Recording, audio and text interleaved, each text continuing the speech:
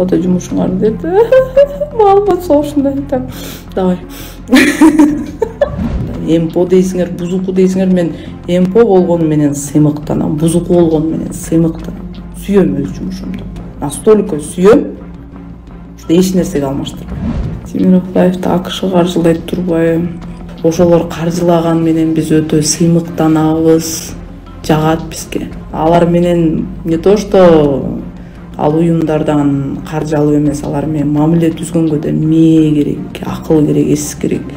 Мен эмпо болгонума сыймыктанам. Мен бул ишимди сүйөм.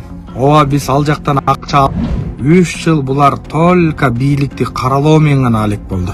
Мейли чындыкты айтып атат экен, факт менен айтат экен, далил менен айтат экен. Кыргызстанда болуп аткан өнүгүү, өсүп аткан, мамлекетибиз алдыга жылып атканы, мамлекетибизде өзгөрүү болуп атканы, реформа болуп атканы, тазалануу болуп атканы, кустуруп атканы полностью бүттүгүн айтсын. Алар да айтпайт. Мондай самолетто барды, тигиндей самолетто барды, мындай кийинди, тигиндей кийинди. Бир эле нерсе калды, жана туалетке барган эле тартпаганыңарчы. Атамбаевтай болуп, урдап тегерегин баарын байытып жиберген жок азыркы президент. Сооронбайдай кылып тегерегин баарын байытып, каалагандай калчап жыргаган жок. Батыштын болбогон арзыбаган акчасын алып алып туруп, мамлекетибизге төңкөрүш кылабыз деп, мамлекетибиздин аброюн чет мамлекетке, кошуна өлкөлөргө мамлекетибиздин аброюн төгүп атат. Алар журналисттер эмес. Алар журналистикалык факультетти бүткөн эмес. Анан иликтөөчү, алып баруучу дейт. Темирлайдын ошол жетекчисиге да айтат элем. Бул саткын стукаштар, батыштын жугундукорлору деп айтат. Арам акчага чөмүлүп бүткөн, буларга Кыргызстандын келечеги бар бет. Бузукулар, мына саткындар. Жалаң негативдер, жалаң бузуку, эч бир жакшы иштеп чыгарган жок. Буларга керек болсо терроризм статьяны коюп туруп, СРУ, Интерпол, ФБР аркылуу булар жабыш керек бүт бардыгынча.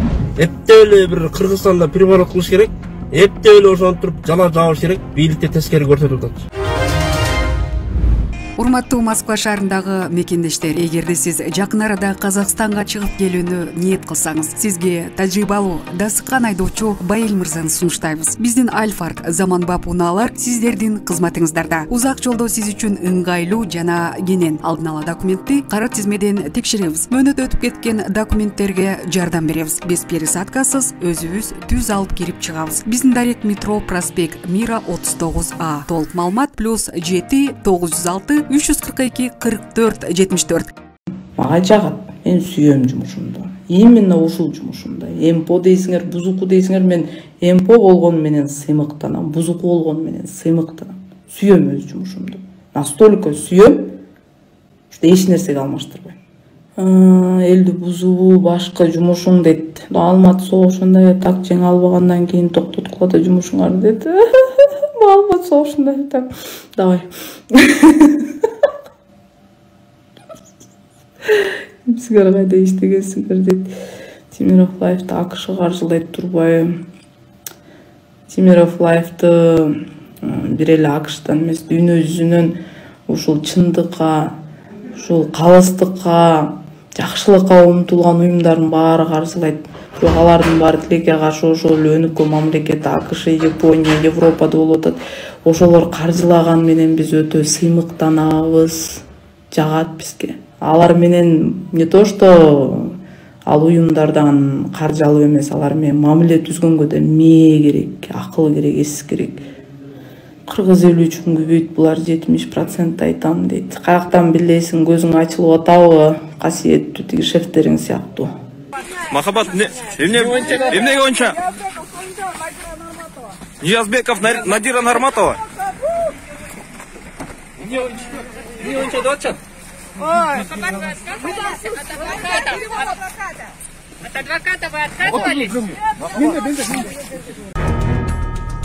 Ички иштер министри журналисттердин үйүн тинтүү боюнча үн катты. Ички иштер министрлиги айтайт десе, YouTube каналынын жана Темиров Лайф медиасынын кызматкерлерине массалык баш аламандыктарга чакырык жасагандыгы үчүн кылмыш иши козголгонун билдирди. Маалымат кылайык, милиция кызматкерлери тарабынан интернет тармагын мониторинг жүргүзүү учурунда айтайт десе жана Темиров Лайф аталышындагы социалдык тармактагы баракчалардан массалык баш аламандыктарга чакырык жасаган материал жарыялангандыгы тууралуу маалымат алынган. алынган. Аталган маалымат боюнча иштин жагдайларына толук иликтөө жүргүзүү үчүн жогоруда көрсөтүлгөн маалымат Ички иштер министрдин тергөө кызматы тарабынан кылмыштардын бирдиктүү реестрине катталып, соттук лингвистикалык экспертиза дайындалган. 12 январда экспертизанын корутундусуна ылайык айтайт десе, Темиров Life аттуу баракчаларга тиешелүү материалдарда массалык башаламандыктарга чакырыктардын белгилери бар деп аныкталган. Аталган экспертизанын жыйынтыгы Кылмыш жаза кодексинин 278-беренесинин массалык башаламандыктар үчүн бөлүгү менен бийлик өкүлдөрүнүн мыйзамдуу талаптарына жигердүү баш ийбөөгө жана массалык башаламандыктарга чакырыктар, ошого тете жарандарга зомбул көрсөтүүгө чакырыктар, кылмыш ишин козголуп, тиешелүү тергөө амалдар жүргүзүлүүдө деп айтылат маалыматта. Учурда Ички иштер министринин тиешелүү кызматтары бир катар деректер боюнча ыкчам тергөө иликтөө иш-чараларын улантып жатканы кошумчаланды. Министрликтин басма сөз кызматы учурда кайсы журналисттер кармалып, сурак берип жатканын жана кимдердин үйүндө тинтүү жүргүзүлгөнүн тактаган жок. Азаттык медиасы Темиров Life медиасынын Бишкектеги кеңсесинде күч органдарынын кызматкерлери тинтүү жүргүзүп жатканын аталган медианын негиздөөчүсү Болот Темиров 16 январдын таңында билдирген жазды. Темиров бул медианын учурдагы жана мурдагы бир нече кызматкерлердин үйүндө тинтүү болуп, Ички иштер министринин тергөө кызматына алып кетишкенин айткан. Алардын арасында YouTube'дагы айтайт десе каналынын журналисттери Азамат Ишенбеков, Сапар Акунбековдордун үйүндө тинтүү болгон. Мурда бизде иштеп кеткен азыр башка редакцияда иштеп жаткан 3 кызматкерге да тинтүү болуп жатат. Алар Актилек Капаров, жакында Алга медианы ачкан поликлиникада иштеген Тыныстан Асыпбеков, Арча медиада иштеген Сайпидин Султаналиев, алдагы мурда Темиров Лайфта иштеген журналист болчу деген Темиров. Кече 24 KG маалымат агенттигинин директору Асель Отурбаева жана сайттын редакторлору Махинур Ниязова менен Антон Льмар УКМКга сурак берип чыккан. Алар Кылмыш жаза кодексинин согушту пропагандалоо беренеси менен козголгон кылмыш ишинде күбө катары суралганын, маалыматтарды ачыкка чыгарбоо катына кол коюп берген айтышкан. Атайын кызмат 15 январда 24 KG агенттигинин кеңсесинде тинтүү жүргүзүп мөөр басып кеткен. Кылмыш иштин алкагында кеңседеги компьютерлер, ноутбуктар, электрондук каражаттар жана кылмыш иши үчүн маанилүү делген башка буюмдар алынганы кабарланды. УКМК Кылмыш жаза кодексинин согушту пропагандалоо беренеси боюнча тергөө жүрүп жатканын ырастаган. Бирок кайсы материал же маалымат боюнча иш ачылганын тактай элек. Жанагыл бузуку батыштан өздөрү айтып аткан, өзүбүз МПО устап аткан Махабат Тажибай кызы жана Болот Темиров жана ушуга окшогон акмактар боюнча эфир болот. Урматтуу элим, урматтуу кыргызстандыктар. Президентибиз айкөлдүк кылып, Азаттыкка дагы, ушул Темиров Лайфка дагы жана башка бузуку телеканалдарга дагы, ооруларга да, жегиштерге дагы 3 жыл убакыт берди. 3 жыл булар только бийликти каралоо менен гана алек болду. Темиров Лайф, Махабат, жанагы акмак Темиров, Болот Темировдун аялы жана Болот Темировдун командасы батыштан каржыланганы, мен МПО болгонума сыймыктанам. Мен бул ишимди сүйөм. Ооба биз ал жактан акча өзү видеодо тастыктап жана далилдеп жатат. Канча вакыттан бери ушул Темиров Лайф жоопкерчиликке тартылыш керек, бузуку телеканалдар жоопкерчиликке тартылыш керек. Буларды камагыла деп мен дагы прямой эфирде түздөн түз кайрылып айтып келгем. Мына күнү жетип, бүгүн эрте менен Таңгамал, Сайпидин, Азамат жана башка бузуку Темиров Лайфтын жасалма журналисттер полностью бүттүгү жоопкерчилиги каралып атат. Аларга 178-берене 3-част менен иш козголуп атат. Чындыгында алар бийликти жамандап эле койбостон, негативди көбөйтүп, элдин нааразычылыгын көбөйтүп, туура эмес маалыматтарды айтып, жада калса жөнөкөй жаран мага чейин каралаганга чейин өттү. Президентибиз айтпай эле коюн, Садыр Нуркожоевичти, УКМК төрагасы Камчыбек Кыдыршаевичти айтпай эле коюн, президенттин администрациясынын башчысы Каныбек Тургунбековичти айтпай эле коюн, жана башкалардын бүттүгүн айтпай эле коюн. Улан Ниязбеков башка бүттүгүн поголовно каралап чыкты. Кыргызстанда болуп аткан өнүгүү, өсүп аткан, мамлекетибиз алдыга жылып атканы, мамлекетибизде өзгөрүү болуп атканы, реформа болуп атканы, тазалануу болуп атканы, кустуруп атканы полностью бүттүгүн айтсын. Аларды айтпайт, только жалган жалак куруу доомат. А самолет алса президентибизне чөнтөгүнө салып алат. Мамлекетке түшүп атат ал. Мамлекеттин пайдасына түшүп атат. Ак үй салып атса президентибизне чөнтөгүнө салып атат. Эртеңне аны көтөрүп кетеби эмне колуна кармап. Ал мамлекетке калып атат. Ошо урматтуу элим, урматтуу кыргызстандыктар, бүгүн Темиров Лайф жана Махабат деген бир аябай мындай бир сөз айткым келип атат. Кудайдан жөө качкан бир акмак кайненесин сыйлабай, Болот Темировду алдына салып алып, уят сөздөр менен сөгүп, ушундай бир болбогон бир бузуку бир адамдар бар. Ошолор камалды. Ага дүрбөлөңгө түштүн кереги жок. Баягы эле Кактус, Клоп, жанагы порно менен алектенген Клоптун башчысы, ошолор Азаттык бардыгы чыгарып баштады. Пропаганда кылып. Алар журналисттер эмес. Алар журналистикалык факультетти бүткөн эмес. Анан иликтөөчү, алып баруучу дейт. Алар бир блогер деп айтканга оозум барбайт да.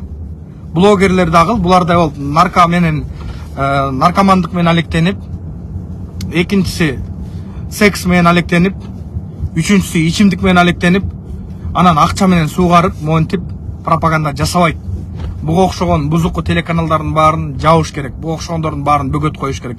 Биз эч убакта Түркмөнстан болбойбуз. Түркмөнстан болгонго эч ким Кыргызстанда жол бербейт. Президентибиз да аны Түркмөнстан кылууну алда каалабайт. Кыргызстан мүмкүн эмес болушу.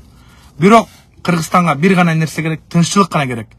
Президентибиз Садыр Нуркожоевич келгенден бери мамлекетибизде кандай деңгээлде өскөнү, канчалык деңгээлде болуп атканы карапайым калкка белгилүү. А бирок боктоңгүл жасап, жалган жала куруу дооматтарды айтып атканы бул күйдүрөт. Кече Дастан Арсбековичти жөн эле мисалы каралап салды. Ал шопуру бирөө менен барып бир жерге таштап кой дегенде ошол видеодо туруп калган үчүн мына ушулардын кланы чорныйлар деп туруп полный бүтүн каралап салды. А бирок Дастан Арсбековичти Кыргызстанда уважать эткен, сыйлаган адамдар көп. А президентибизди айтпай эле койлу, президентибизди күнүгө каралайт 3 жылдан беричи. Мондай самолетто барды, тигиндей самолетто барды, мындай кийинди, тигиндей кийинди. Бир эле нерсе калды, жана туалетке барган эле тартпаганыңарчы. Махабатка окшогондорду мыйзам чегинде жоопкерчилигин карагыла. Буга окшогондорду полный бүттүн аябаш керек. Срокту жакшынакай эле бериш керек буларгачы. Атамбаевтай болуп, урдап тегерегин баарын байытып жүргөн жок азыркы президент. Сооронбайдай кылып тегерегин баарын байытып, каалагандай калчап жыргаган жок. Келгенден баштап эртең шайлоого бара турган адамдай болуп, жанагы даярданат го, эмелер, лидерлер. Ошондой болуп, мисалы, келген күндөн баштап мамлекетке жанын сайып, президентибиз Садыр Нуркожоевич, Камчок Кыдыршевич жанын сайып иштеп атат. А бул факт. Мо 24 кейжинде мисалы, бүттүгү башка жетекчилердин полный бүттүгү иностранецтер отурат. Жетекчилердин баары башка адамдар. А эмне үчүн биздин тынч мамлекетке, өзү мындай ээн эркин мамлекетке бүлүк булар салышы керек? Булардын кандай укугу бар? Батыштын болбогон арзы калган акчасын алып алып туруп, мамлекетибизге төңкөрүш кылабыз деп, мамлекетибизде ушундай бир нерсе жасайбыз дегени бул өтө бир туура эмес бир нерсе да. Өлүп кетсин, ит үрөр, кербен жүрөр. Бирок мамлекетибиздин аброюн чет мамлекетке, кошуна өлкөлөргө мамлекетибиздин аброюн төгүп атат. Анти менти мынча сомго эме алып бир, тигинче сомго тигин алып бир, анча сомго алса, ал өзүнүн кызыкчылыгы үчүн алган жок. Ал мамлекетке самолет алынды, вертолет алынды, учактар алынып атат, башкалар алынып, техникалар алынып атат. Мындай айтканда бүттү кыйкым да буларгачы. Жумурткадан кырыс дегенден башка эчтекен өлбөйт. Ошого окшогон бузуку жанагы былчыйган Махабатка окшогондорду давайчы жоопкерчилигин карап туруп камап салууга давай. Срок бергиле, мен мындай ушундай эле айтар элем. Бизге тынччылык керек. Мен эл арасында жүрөм. Карапайым элдин эле арасында жашайм мына Бишкектечи. Элдер айтат кандай өнүгүп аткан, кандай өсүп аткан, бузукларды тажадык деп атат эл. Президентибиз 5 президенттей болуп, ичип, жеп, жыргап, тегерегин баарын бийликке коюп, монтип кайфовать этип атса, анда башка бир нерсе эле. А бул биздин президентибиз бир тууганын, бир кызматка койгон жок. Ак, таза иштеп атат. Полный бүттүгүн көзөмөлдөп, бардыгын чек-чек иштетип атат. Давайте ушундай президентибизди Садыр Нуркожоевичти, Камчок Кыдыршевичти колдоп алалы. Эшекмат менен жанагы Имамидин Ташов дагы жоопкерчиликке тартылат. Имамидин Ташов дагы мына Өзбекстанда издөө жарыяланган көрүп атасыңар машинистоо менен. Ал да жооп бериши керек. Мамлекетибизге төңкөрүш кылабыз, мамлекетибизди бийликти алабыз дегендердин полный бүттүк жоопкерчилигин карасын. Президентибиз өз айтып атпайбы? Негиз жок. Биз ага жол бербейбиз дейт. Действительно жол бербейт. Бул президент 5 президенттин катасын Садыр Нуркожоевич кайталабайт. Анткени президентибиз миң уккандан бир көргөн дейт. Бир эмес 5 президентти көрдү. Башынан не өтүп, не болгонун, бир туугандары аралашып, ичип жеген полный бүттүгүн. А бирок президентибиз Садыр Нуркожоевич такшалып, кордук көрүп, кыйынчылык көрүп, куугунтук көрүп президент болуп келген адамдардын бири. Ошого президентибизди колдоп, президентибиз кандай кыйынчылык көргөнүн, кандай оор акыбалда келгенин, мамлекет аркага 33 миллиард минус дефицитте келгени, ошону триллионго жеткирип атат. Мына 500 миллиардка жетти мисалы. Ошону мына келе турган 24-жылы триллионго жеткирип атат. Көрүп атасыңар бюджеттин эмесин, сапасын. Сабыр кылалы, батыштан алган жана секс алуу, жана эметигил порнокорлор, нашакорлор, жана алкаштардын эмесин сөзүн укпай, бир аз акчага сатылган акмактардын сөзүн укпай, эл үчүн, жер үчүн ак жана таза жана так иштеп аткан президентибиз Садыр Нуркожоевичти, Камчыбек Кыдыршевичти жана Каныбек Тургунбаевичти колдоп туралы. Баарыңардын ишиңерге ийгилик. Ассаламу алейкум. Мен азыр ошол бир канал бар экен, Темир Лайф дейби. Бул деле ошол бузукулардын каналдары экен. Мен ушуну дагы өтө катуу талап кылам. Жабылсын, журналисттери жоопко тартылсын. Күч органдарына бардыгына кайрылат элем. Мун ошо мен как бир жаран катары, эл катары талап кылам. Темир Лайф жабылыш керек. Кыргызстандын бүтүндүгүнө, Кыргызстандын элинин абирине, намысына шек келтирген нерселер, көп нерселерди кылып атат.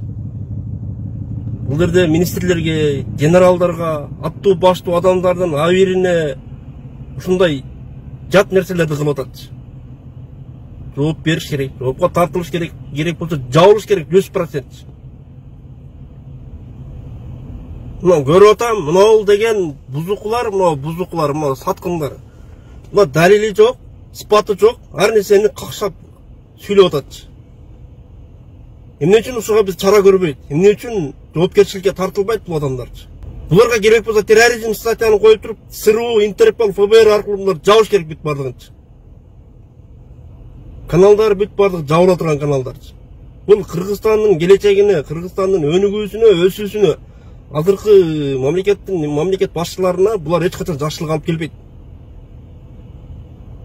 Жалаң негативдер, жалаң бузугу, эч бир жакшы иштеп чыгарган жок.